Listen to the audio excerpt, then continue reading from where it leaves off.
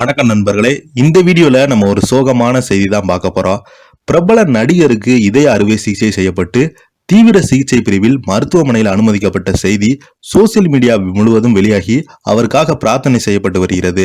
வாங்க அந்த பிரபலம் யார், அவருக்கு என்ன ஆச்சுன்னு இந்த வீடியோல முழுமையாக பார்த்து தெரிஞ்சுக்கலாம். அதுக்கு முன்னாடி நம்ம சேனலை சப்ஸ்கிரைப் பண்ணாதவங்க எல்லாம் சப்ஸ்கிரைப் பண்ணிக்கோங்க. பெல் பட்டன் சிம்பல் அமைக்கி நம்ம சேனலோட நோட்டிபிகேஷனை எனபிள் பண்ணிக்கோங்க. நாங்க போடுற வீடியோ பார்த்தீங்கன்னா உங்களுக்கு உடனுக்குடனே வந்து சேரும்.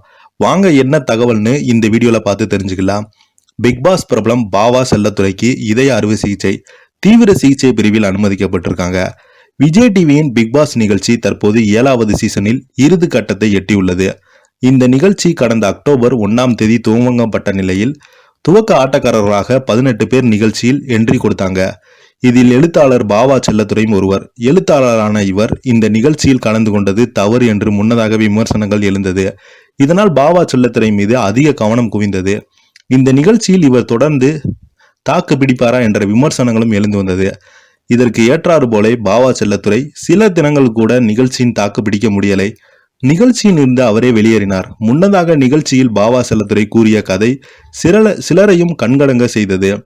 மேலும் பெண்களை சமையல் அறையில் முடக்குவது குறித்து இவரின் பேச்சு விவாதத்திற்கும் உள்ளானது. தொடர்ந்து ஸ்மால் பாஸ் வீட்டிற்கு பாவா செல்லத்துறை அனுப்பப்பட்டதும் விமர்சனங்களை எழுப்பினாங்க. பாவா செல்லத்துறை பிக் பாஸ் நிகழ்ச்சிக்கு முன்னதாக வெந்து தணிந்தது காடு, ஜிகர்தண்டா 2 ஜப்பான் படங்களில் நடித்துள்ளதாக என்பதும் குறிப்பிடத்தக்கது. எழுத்தாளர் மற்றும் பதிப்பாசிரியர் என அடையாளம் கொண்டவர் பாவா செல்லத்துறை. மொழிபெயர்ப்பு பணிகளை தொடர்ந்து செய்து வரும் பாவா செல்லத்துறை வம்சி புக்ஸ் என்ற புத்தக நிலையம் பதிப்பகத்தையும் நடத்தி வருகிறார்.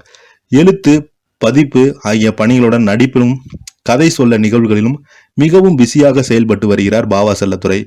இவரது நடிப்பில் வெந்து தணிந்தது காடு, ஜிகர்தண்டா 2 ஜப்பான் படங்கள் வெளியாகி சிறப்பான வரவேற்பையும் பெற்று தந்தது. முன்னதாக ரஜினி முருகன், ஜோக்கர் மற்றும் மிக்சின், சைக்கோ போன்ற படங்களில் இவர் நடித்துள்ளார். இந்த திரைப்படங்கள் எல்லாமே பாவா செல்லத்துறைக்கு ஒரு நல்ல வரவேற்பு கிடைத்தது. பாவா செல்லத்துறையின் கதை சொல்லல் சுவாரஸ்யமாக இருக்கும். ஏராளமான ரசிகர்களை தன்னுடைய கதை சொல்ல பணியால் கவர்ந்துள்ளார். இவரது கதை சொல்லல் உரைகளின் வீடியோக்கள் யூடியூப்பில் அதிகமாக காணப்படுகிறது. இந்த நிலையில தற்போது பாவா செல்லத்துறை உடல்நலக் குறைவால் பாதிக்கப்பட்டு மருத்துவமனையில் சேர்க்கப்பட்டுள்ளார். அவருக்கு இதய அறுவை சிகிச்சை நடந்துள்ளதாக தகவல் வெளியாகியுள்ளது. அவர் விரைவில் உடல்நலம் தேறி வீடு திரும்ப வேண்டும் என்று இலக்கிய வாசகர்கள் வேண்டி வராங்க. எழுத்தாளர், பதிப்பாசிரியர், கதை சொல்லி நடிகர் என பல தளங்களையும் பயணித்தவர் தான் பாவா செல்லத்துறை. தற்போது நிறைவு கட்டத்தில் உள்ள பிக் பாஸ் 7 நிகழ்ச்சியில் துவக்க போட்டியாளராக இணைந்து சில தினங்களிலே இவர் நிகழ்ச்சியில் இருந்து வெளியேறினார். இருந்த போதிலும் சில தினங்களாகவே அனைத்து தரப்பினரையும் கவர்ந்தார். நிகழ்ச்சியில் அதிகமாக பேசாத போதிலும் கதை சொல்லி சிலரை கண்கலங்க செய்தவர் பாவா செல்லத்துறை. தனது வயதை மூத்தன் என்பதால் யாரும் ஐயா என்று அழைக்க வேண்டாம் என்று கூறி ரசிகர்களை கவர்ந்தார்.